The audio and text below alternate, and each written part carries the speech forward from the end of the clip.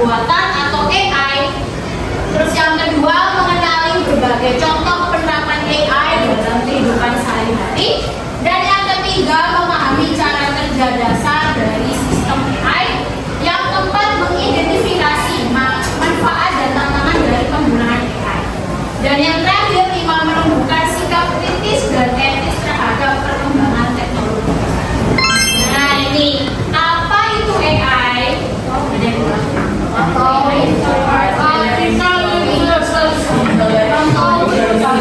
kalian pernah main ChatGPT atau Gemini? Pernah. Nah, ChatGPT atau Gemini itu termasuk ke dalam AI. AI itu adalah singkatan dari Artificial Intelligence atau kecerdasan buatan. Jadi kecerdasan buatan adalah cabang dari ilmu komputer yang berfokus pada pembuatan sistem dan mesin dengan menggunakan langkah computational thinking atau berpikir komputasional. Pas waktu itu bukan pernah mengajarkan kalian materi berpikir komputasional ya Mas?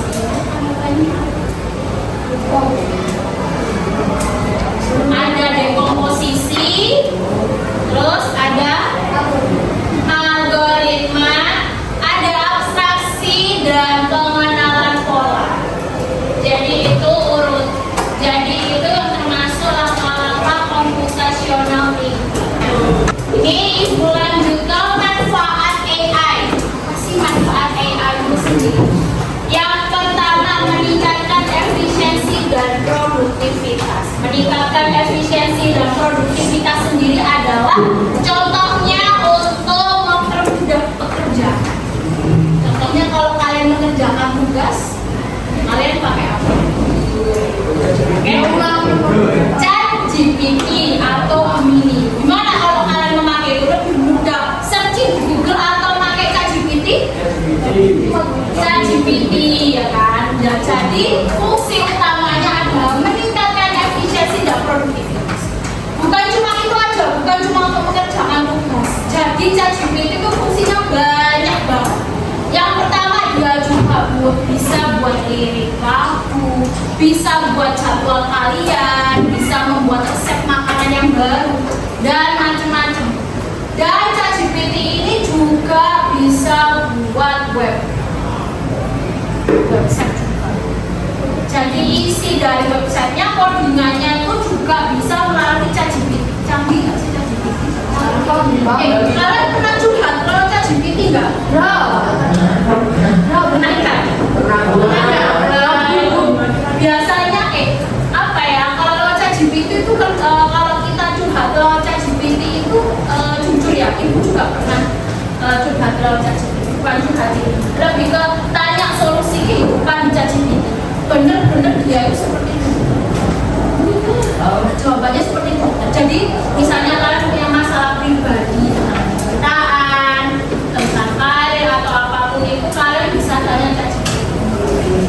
Itu bener-bener jawabannya mirip seperti jawaban kamu curhat ke manusia. Mau coba misalnya ya? Misalnya, ayo, ada saran? Misalnya aku mau curhat tentang apa-apa. Tentang apa? Misalnya, aku lagi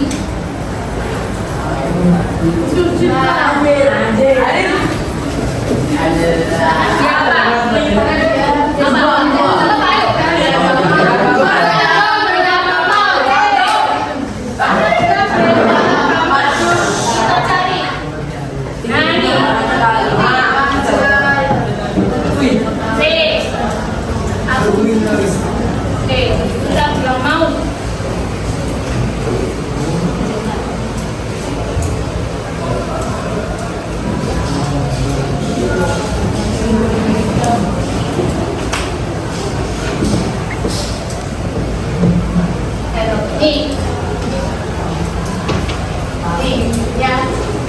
Kalau kalian sudah putuskan beda agama, berarti kalian berdua atau salah satunya sadar bahwa perbedaan itu bukan soal kepercayaan, tapi juga menyangkut masa depan, nilai hidup, keluarga dan anak-anak. Nah, contohnya gimana menghadapinya? Yang pertama, terima saja bahwa cinta saja nggak selalu cukup.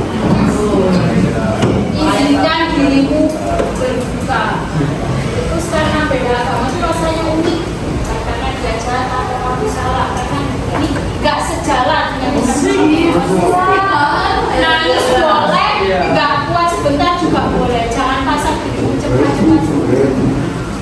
Pisahkan antara perasaan dan keputusannya. Kalau kamu ingin bisa cerita lebih spesifik, udah berapa lama kalian bareng? Bisa tanya lebih spesifik, kalian udah berapa lama bareng misalnya? Sudah tahu kan?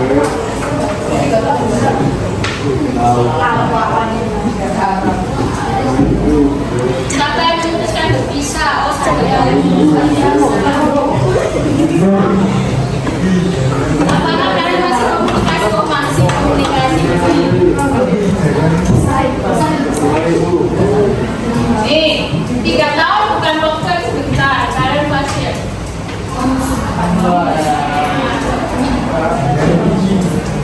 ini beberapa hal yang mungkin kamu pertimbangkan. Iya. Nah, itu fungsi dari AI banyak. Salah satunya ini kalian bisa coba. Kan biasanya kan kalau punya orang penyakit mental ataupun apa kan ke psikolog, ke psikiater. Kan nggak semua orang kan bisa bayar, bisa mampu ke psikolog sama psikiater. Untuk penanganan pertamanya mungkin bisa pakai AI. Daripada kalian ke psikolog, ke psikiater, jadi 300.000, 400.000. Mungkin tanya ini dulu, apakah di sini bisa menemukan solusi? Yang kedua itu ada personalisasi layanan. Jadi personalisasi layanan itu kayak kita menggunakan aplikasi Tokopedia, Shopee. Nah itu biasanya kalau kalian menemukan kendala di Tokopedia atau Shopee, kalian akan menemukan kalian pasti cek agennya atau customer service-nya. Itu yang balas kira-kira siapa? Pasti AI dulu pasti yang jawab. Jadi fungsinya AI yaitu untuk membantu, untuk membantu menemukan permasalahannya itu. Jadi kita diharapkan dengan AI dulu masalahnya apa dan apa, nanti biasanya langsung dihubungkan ke orangnya langsung, ke customer service-nya langsung. Oke, yang ketiga itu ada inovasi di dunia kesehatan. Nah, kalau inovasi di dunia kesehatan itu ya itu tadi, kalian pernah nyoba aplikasi Halodoc? Halodoc. Nah itu kan inovasi dalam dunia kesehatan itu juga termasuk dalam AI tadi. Misalnya kamu menanyakan obat atau menanyakan sakit di AI juga bisa. Nah Halodoc itu juga termasuk aplikasi pengembang yang dikelola oleh AI.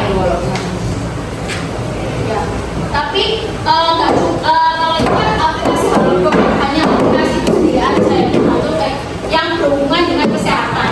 Tapi dunia kesehatan ini juga bisa digunakan AI di ChatGPT ini juga bisa digunakan untuk menanyakan kalian sakit apa, obat apa juga bisa.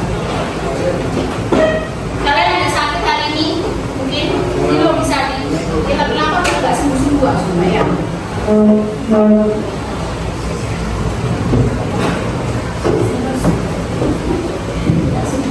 berapa lama hari ini?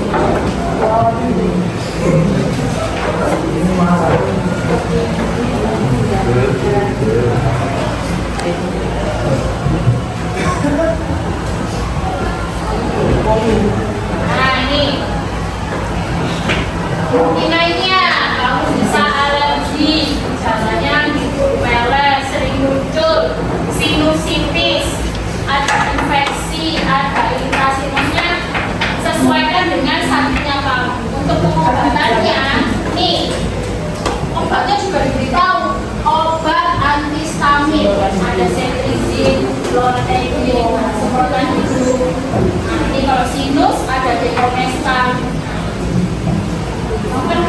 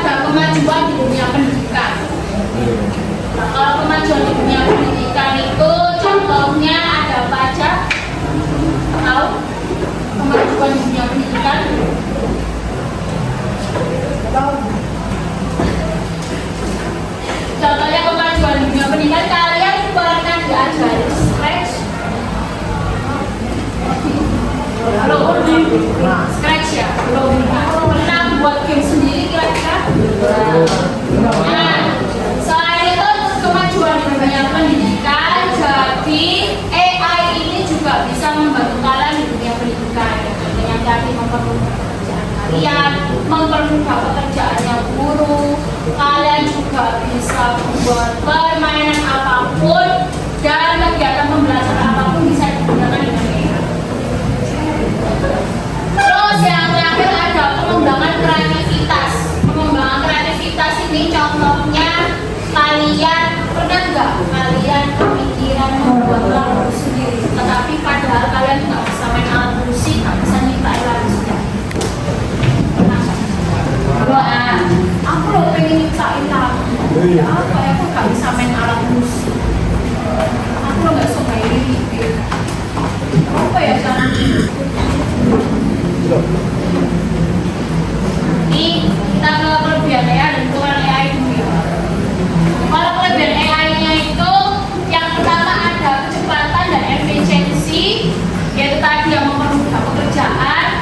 Terus akurasi tingginya, maksudnya akurasi tinggi ini adalah ketepatan menjawab AI-nya itu 98% itu hampir benar, sesuai dengan realita yang kita rasakan saat ini. Tidak mengenal lelah, kamu bisa tanya 24 jam non-stop dengan AI. Biasanya kalau kamu tanya ke temenmu curhat jam 2 pagi tidur apa enggak, pasti udah tidur ya kan, jam 12 pasti udah. Terus untuk kekurangannya, yang pertama ada kurangnya empati dan emosi, yang jelas karena AI ini kan dikendalikan oleh robot program, jadi dia nggak punya rasa empati dan emosi. Terus ya biaya pengembangannya juga lebih tinggi karena membuat AI butuh biaya yang besar, biaya yang banyak. Jadi untuk developernya sendiri itu butuh biaya yang banyak untuk mengembangkan AI. Kurangnya kreativitas. Jadi kalau kita menggunakan AI secara terus-menerus, kita lebih condong kurang berpikir. Maksudnya nggak pikir sama sekali. Jadi ketergantungan dengan AI terus. Jadi kita tidak punya rasa kreativitas. Nah, jenis-jenis AI itu ada narrow AI, general AI, dan super intelligent AI.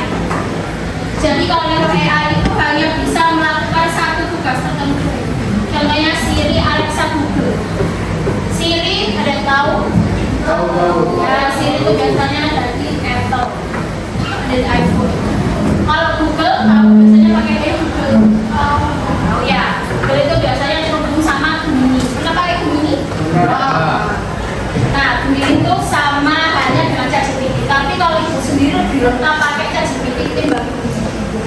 Karena ChatGPT itu lingkup datanya lebih luas, jadi kalian mencari informasi apapun di ChatGPT lebih mudah daripada Gemini. Nah, ini yang general AI. Jadi general AI itu bisa melakukan berbagai tugas layaknya manusia. Sama ya, dia melakukan tugas selayaknya manusia. Jadi ChatGPT ini bisa melakukan berbagai tugas selayaknya manusia. Contohnya kalian pernah atau pernah lihat di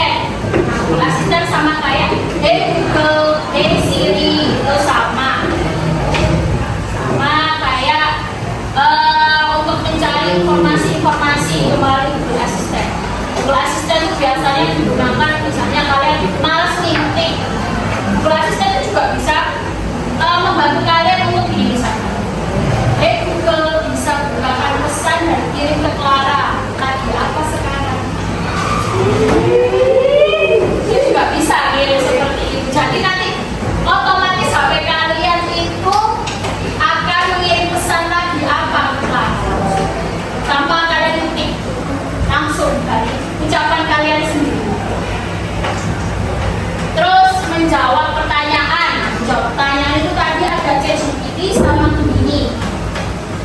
Terus yang ketiga ada menerjemahkan bahasa melalui Google Translate. Kalau menerjemahkan bahasa selain Google Translate kalian pakai apa? Aplikasi apa? Duolingo. Duolingo juga langsung AI, aplikasi berbasis AI. Nah, Duolingo juga ada gamenya ya? Ya, ada gamenya banyak. Gamenya edukatif sekali tentang macam-macam belajar macam-macam bahasa dunia. Terus mengemudikan mobil secara otomatis. Nah, ini mungkin pernah kalian lihat Tesla. Nah, mobil tanpa pengemudi, tanpa driver. Jadi mobilnya itu benar-benar jalan sendiri, tanpa driver atau tanpa pengemudi. Nah, mungkin kalian pernah lihat di YouTube atau TikTok. Nah ya. Yang terakhir itu ada memprediksi perilaku tren. Misalnya rekomendasi video YouTube. Selain rekomendasi video YouTube ada FYP TikTok. Pernah nggak direkomendasiin? Nah, misalnya kalian seharian ngomong bakso. Secara nggak langsung itu HP kalian merekam suara kalian bakso. Akhirnya di FYP TikTok kalian, di YouTube kalian keluarnya apa? Bakso. Pokoknya bakso. Nah, bagaimana bakso? Terus bakso keju karena kalian seharian ngomong bakso. Jadi akhirnya jadi FYP TikTok. Pokoknya FYP TikToknya jangan buka aneh-aneh ya, orang sih joget-joget.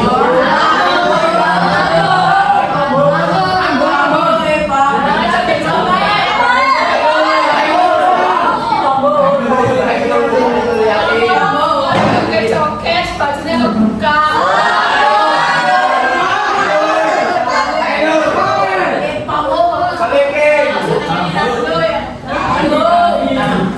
Terus kalau ada yang cara aku suka Izzy ya, aku suka Blackpink, aku suka bola, Messi dan kawan-kawan. Dan itu namanya memprediksi perilaku tren. Nah, untuk mengetahui apa yang sudah akan dibicarakan sama seharian akan direkomendasi dan website. Nah, sekarang apa itu AI dalam musik? Seperti yang kita bilang tadi, kalian pernah nggak kepikiran membuat musik sendiri? Membuat musik sendiri dari liriknya, dari komposernya, dari apa ya, ibaratnya kayak alat musik apa yang digunakan. Sedangkan kalian sendiri nggak bisa membuat seperti itu karena kalian bukan pengarang musik atau pembuat musik. Ibu akan jelaskan apa itu AI dalam musik. Jadi AI dalam musik adalah teknologi yang memungkinkan mesin menciptakan dan mengedit serta memahami musik. AI dalam musik itu fungsinya untuk menciptakan dan mengedit, membantu kalian. Biasanya komposer juga membuat musiknya itu juga dengan bantuan AI. Ya ada siapa pure membuat musiknya, tetapi mereka juga membutuhkan AI dalam pembuatan musik. Contohnya komposisi otomatis itu ada ada mixing atau mastering cerdas sehingga menciptakan suara vokal digital. Contohnya aplikasi AI dalam bermusik itu ada namanya Sumo. Kasih tahu. Jadi apa itu Sumo? AI adalah platform yang memungkinkan pengguna membuat lagu hanya dari teks, cuma dari teks aja. Kalian bisa buat lagu, nanti untuk musiknya dan lain-lain itu sudah dibuat oleh aplikasi Sumo. Nah, yang kedua tidak memerlukan kemampuan bermain alat musik atau software editing audio karena lagunya karena suaranya background musiknya itu kan sudah diatur oleh Sumo. Ketiga, fokus pada kecepatan dan kemudahan pembayaran.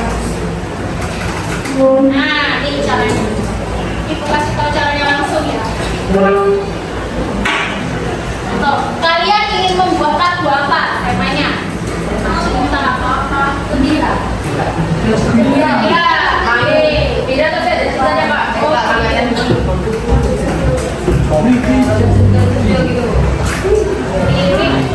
Yang pertama untuk membuat liriknya kalian buka ChatGPT. Kalian sudah buka ChatGPT. Terus kalian ketik promnya. Promnya buatlah lirik lagu tentang cinta dan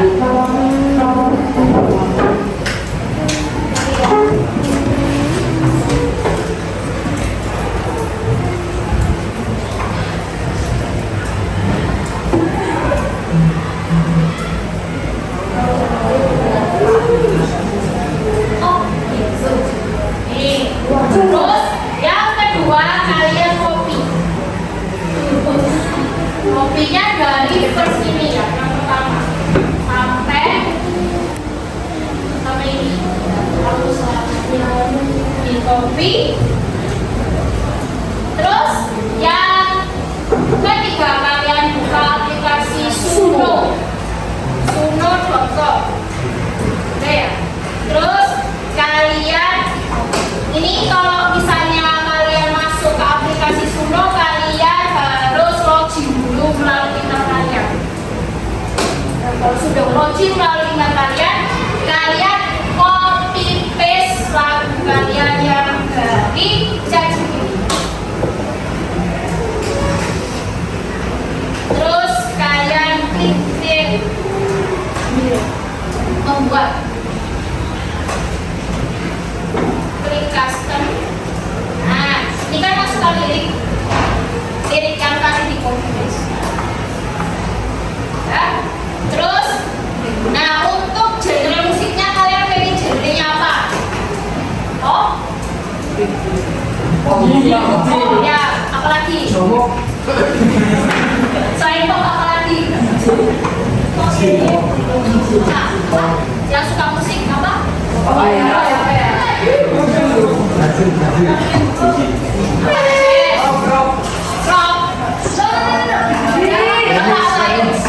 Buat kreasi kalian. Rock sama apa?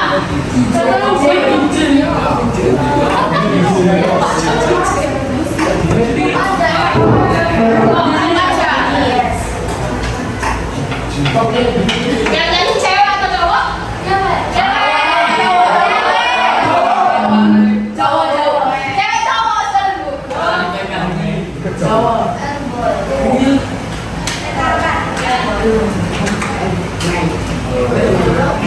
Nah, tadi apa? Tahu dan bahagia. Nah, kita klik create atau bahasanya itu. Nah, ini lagunya ada di kanan. Kalau di sini kita nah, ini sudah jadi lagunya. Kita dengarkan bersama-sama.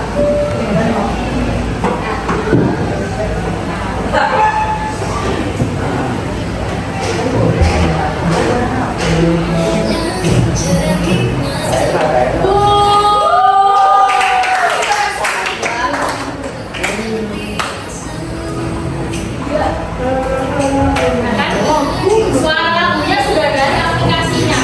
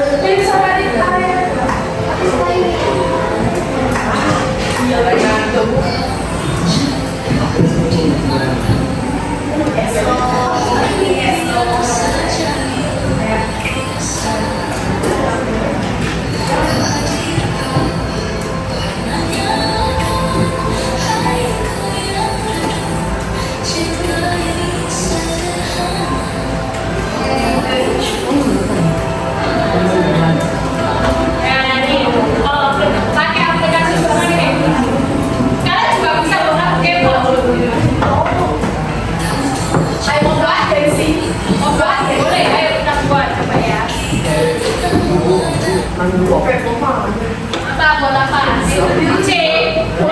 C. Coba.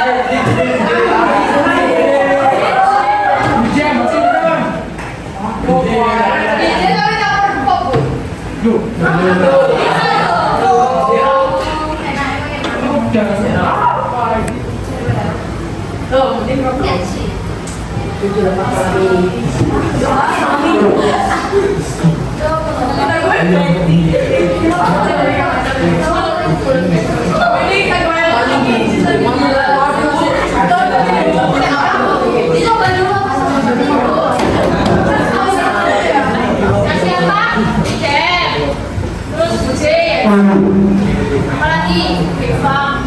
Terus apa? Kayak yang sekarang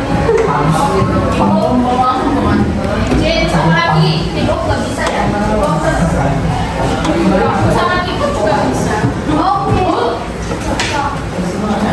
Ya, J, K-pop kita buat ya.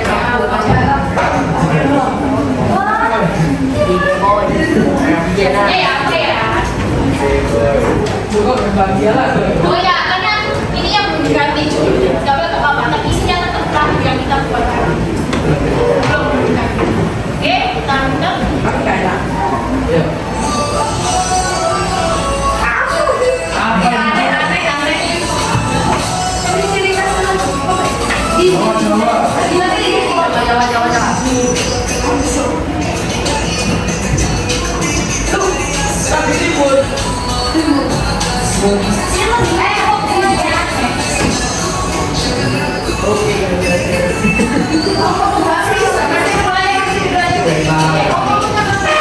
Coba yang kedua.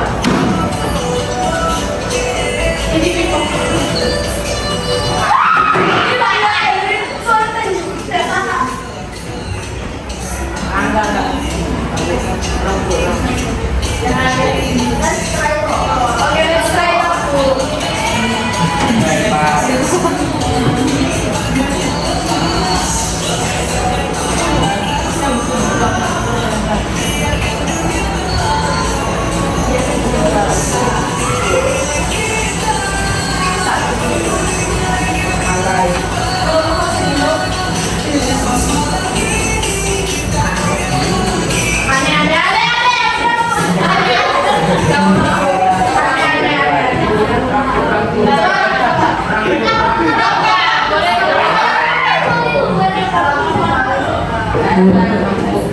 mental ya berarti ya.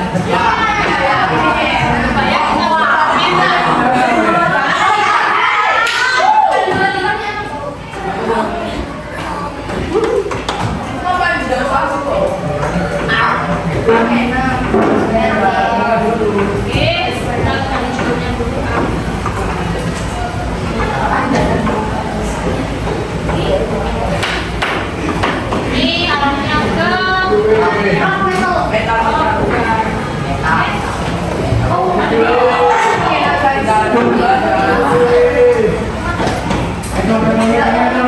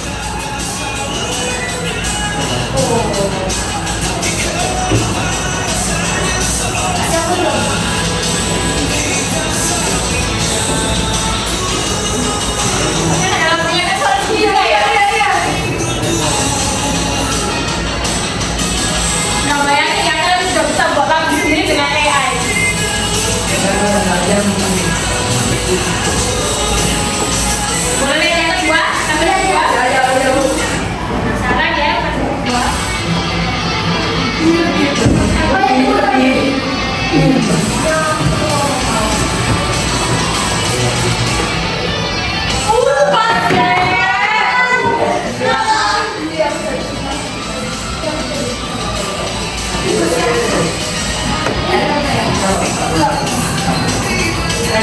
Sebenarnya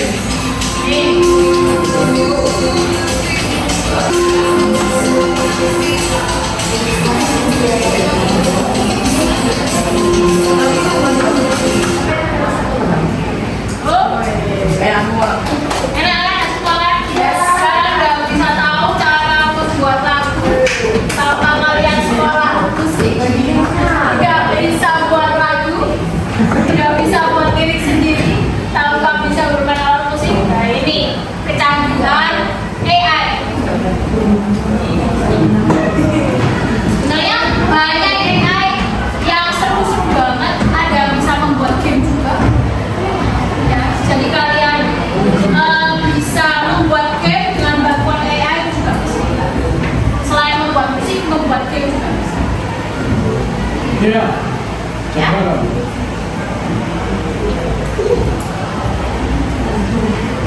Nah, oke anak untuk bulan depan kan itu kan bulan Agustusan, pasti ada namanya event 17 Agustusan kan? Ada namanya event 17 Agustusan dan pasti ada event 17 Agustusan pasti kalian ada lomba-lomba kan, macam-macam lomba. Salah satu lomba dari sekolah adalah membuat musik, membuat lagu tentang temanya kemerdekaan. Jadi untuk penilaiannya sendiri, adalah ada kualitas musik instrumental, ya, yang meliputi melodi dan lagu yang memiliki skor maksimal 20. Ada lirik lagu yang jika ditulis sendiri, misalnya kalian tulis sendiri atau dengan bantuan AI juga bisa, yang sesuai dengan tema atau topik. Misalnya tema atau topiknya kemerdekaan, yang kalian buat tema dan topik kemerdekaan. Terus skor maksimalnya 20. Terus ada kesesuaian tema. Nah, temanya tentang apa kalau kemerdekaan? Oh, lebih berperjuangan, semangat. Skornya 15. Dan ada namanya kreativitas dan originalitas. Kreativitas dan originalitas sendiri itu adalah kreatif dalam pemilihan gaya musik dan vokal. Jadi usahakan nggak boleh sama dengan kalian. Maksimalnya 20.